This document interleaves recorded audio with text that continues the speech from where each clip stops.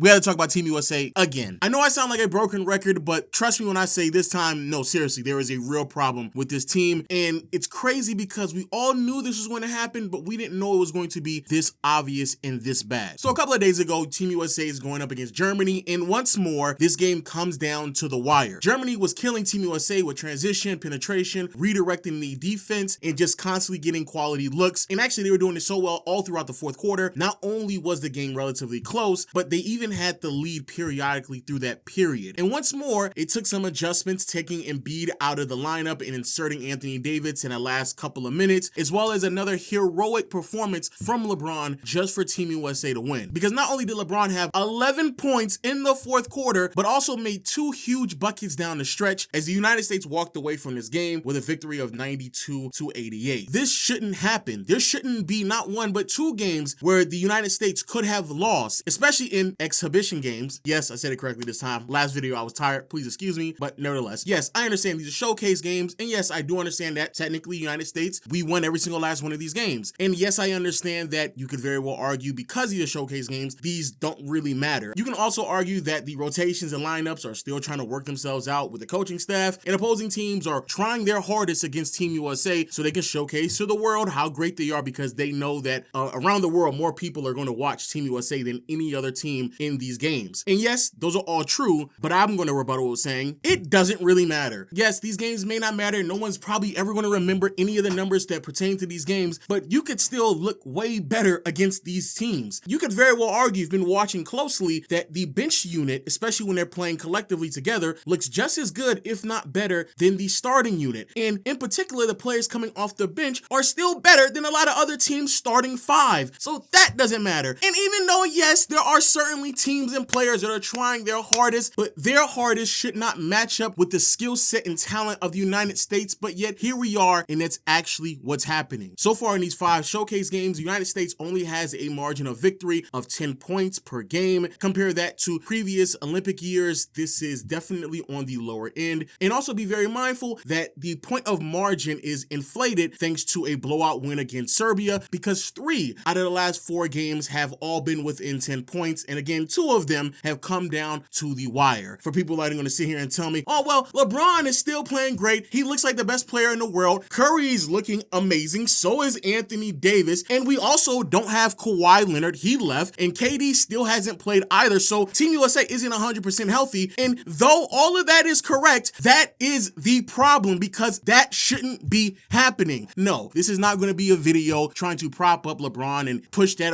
good old LeBron propaganda. You get enough of that on Twitter, on other YouTube channels, even though, yes, it is very impressive that LeBron does look this good, but the fact that LeBron has to look this good is the problem. Be very mindful how we got here. Last year, FIBA, we threw out our BS lineups, as we do, get a little bit of cockiness, and the United States didn't win gold, silver, or bronze, didn't even place, which then sparked the conversation on, oh, how can you say you're the best in the world if you're not even the best in the world? Like all that nonsense. And then, of course, everybody had to have a conversation about what the NBA, the talent, etc., etc. Because of this conversation, as we all know, boom, LeBron comes back. Curry's first time making to the Olympics. KD, Kawhi, all these great players now surrounded this team, coming together and going to go dominate the world, as many of us projected. I certainly thought it would look much more dominant than where we are right now, and I certainly didn't think that the players who are dominating would be the ones who be doing so. LeBron in the last 2 games who looked amazing, dominant, so much so that you can argue he has been the best player on this team at the age of 40 years old, giving you 20 points and basically 5 rebounds, 5 assists, shooting great from the field, and completely dominating, closing games for us, which is crazy because before these games started, everybody was wondering who's going to close these games, who's going to take the last shot, who's going to be the best player. Anthony Edwards thrust himself in that conversation. People talked about Tatum emerging, Joel Embiid, who is supposed to be the best player on his roster, but no, it's the 40-year-old. You can very well argue that the second or third best player has been Stephen Curry, giving around 13 points, sharpshooter, off-ball movement, passing, playmaking, and still being highly impactful. And then on the other side of the floor, Anthony Davis has been performing so well that he's actually making a case that he should be in the starting lineup, as he's producing 12 points, almost 10 rebounds, 3 blocks per game, and nearly shooting 50% from the field. That's how dominant he has been. You could even then follow up by saying that Drew Holiday, how amazing he has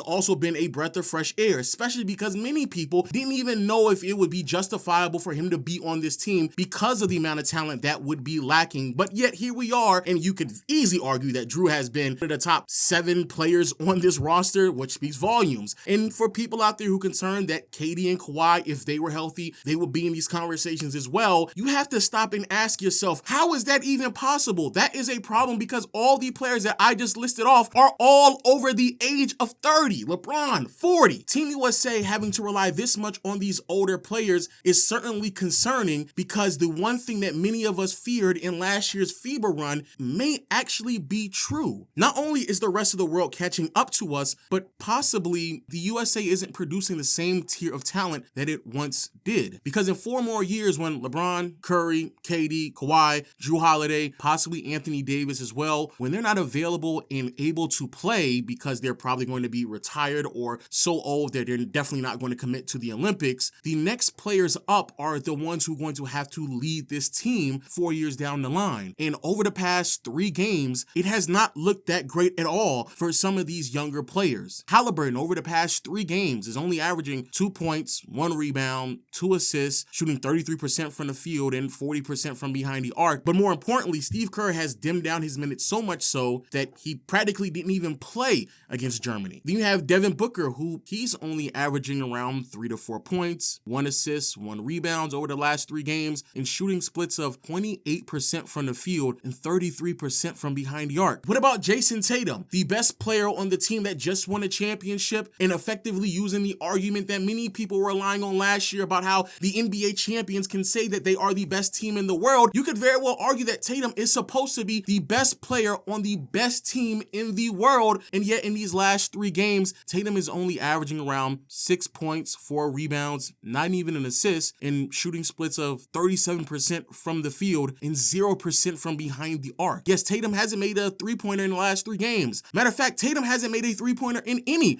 of these showcase games at all. That's a problem. You add on top of the fact that the player who effectively has replaced Halliburton in the rotation is Derek White, who's 30 years old, and 4 years later is not going to be good enough to play another round of Olympic basketball, possibly. And then you had Joel Embiid, who, to be fair, has played better in the last 2 games, and you could very well argue, when healthy, is not just the best player in the NBA, not just the best player on this roster, but the best player in the world. And yet, in the waning moments of 2 close games, he was on the bench due to his defensive liabilities and Anthony Davis just being a more viable option. That is concerning, and it honestly confirms a lot of fears that many people had going into this Olympic run. The reason why we lost in FIBA isn't just because we didn't take it serious, but more importantly, we are not producing the same level of talent that we used to do back in yesteryear while the rest of the world is catching up to us. So even though, yes, you can still have LeBron playing at the levels in which he's playing at the age of near 40, Curry and Davis, and still waiting on KD to be available, can still dominate in ways that could really put us over the top, but only by a 10-point margin is pretty crazy. Relying on these older players to still be this impactful is concerning, and it's something that needs to be addressed. Now, to be fair, have to give a lot of credit to Anthony Edwards, because out of all of the young players, he actually is the one who's hooping. He's going out there, he's looked amazing. So far, he's averaging 13 points, 2 rebounds, and assists, and shooting splits of 48, 37, and 77. He is second in points. He's been amazing with his shot creation and attacking the basket. Still struggles with his passing and playmaking, but at 23 years old, he still has a lot of room to grow, and that's something you would expect. And yes, 4 years down the line, there's going to be a handful of new up-and-coming young players for USA that will insert themselves into the lineup, and that will definitely make a difference. I'm pretty sure Chet Holmgren and Paolo will look significantly better 4 years down the line, and boy, Cooper Flagg and what he was able to do in those scrimmage games against this team, he certainly looks like he can be special. But I think it's really concerning that the younger players right now have not been able to really take over and present themselves as dominant force and really take the keys away from some of the older players. I genuinely thought that like LeBron, Curry, KD, Kawhi would play that Magic Johnson, Larry Bird role back in the Dream Team, or the Kobe role back in 2012, where you're there, you're felt, your presence is clearly amongst other players, but you're more so in the back seat, passing along guidance and wisdom to the up-and-coming players, while someone like a Tatum and Anthony Edwards would step up to the plate and take over the mantle as the best players on this roster, even Joel Embiid to an extent, similar to how Jordan and Charles Barkley did with the Dream Team, where Magic had to step back and be like, hey man, he got it. This is their league, we're now transitioning onward. But LeBron and Curry, they're not stepping back. This team still needs Kevin Durant. They still need Kawhi Leonard. These are players that we all know will not be available 4 years down the line. And yes, it's still showcase games, and maybe they ramp it up a little bit in the real tournament, but it is kind of concerning that we have not gotten the moment from Jason Tatum for him to overwhelmingly look dominant against some of these other teams, look like the best player on the roster. Anthony Edwards has shown flashes of that, but still needs some grooming, growing, development, especially with his passing and playmaking. And Joel Embiid has clearly shown that the learning curve for him in Olympic basketball is much more steeper than many of us anticipated. So here we are now, relying on LeBron to give us 20 balls in 18 minutes and 11 points in the fourth quarter, making clutch shots down the stretch of games just for us to beat South Sudan and Germany. Curry going out there giving us a flurry of three-pointers just so we can dominantly overcome Serbia. Anthony Davis looking like the best defender, not just on this team, but possibly in the world. And yet 3 of these 5 games have been within 10 points by the end of them. So all of this honestly is very concerning. It's great to talk about how LeBron is still dominant, Curry and KD going to join him with the photo op to kind of, reproduce what we saw from Magic Bird and MJ back in the day. It's great to talk about AD should be starting over Embiid. It's great to talk about what if Kawhi was here. It's great to talk about all these other things. The biggest concern that many of us had in the United States is still true. It's still factually clear. The rest of the world is catching up to us, while a lot of the young players are not performing at anywhere near close to the levels of a Jordan or a Barkley did back in 92 or a Shaquille O'Neal did back in 96. And I'm not going to lose that bit of information just because we're winning games when we all knew that was the original concern to begin with. And it's actually panning out. Let me know your thoughts in the comment section below. Also, I will be streaming all of the Olympic games on playback.tv/Lowe's Room. I actually streamed all of these showcase games as well. So if you miss any of those things, make sure you follow me on Twitter. I'll update you over there. And until next time, I'll see you all later.